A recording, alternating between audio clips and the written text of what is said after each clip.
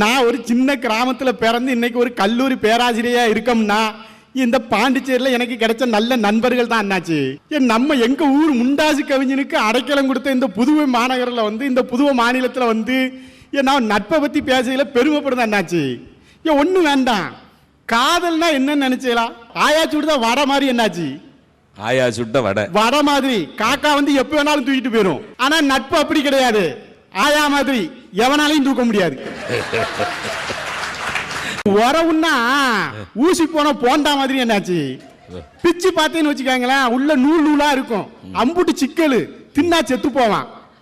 ஆனா நட்புன்னா என்ன நினைச்சது தெரியுமா, அந்த போண்டா வச்சு விடுத வடச்சட்டி மாதிரி தொட்டு பாருங்க சுட்டுப்புடும். கலன்னா என்ன நினைக்கலாம், அது ஒண்ணும் கிடையாது, அது கருவாட்டு குழம்பு மாதிரி தின்னம்னு வச்சுக்காங்க தொண்டையில முள்ளு சிக்கி போடும். ஆனா நட்புங்கிறது என்ன தெரியுமா என்னாச்சு, நட்புங்கிறது திருநெல்வேலி அல்வா மாதிரி, அப்படி நாக்கில வச்சாலே சல்லுன்னு உள்ள போகும்.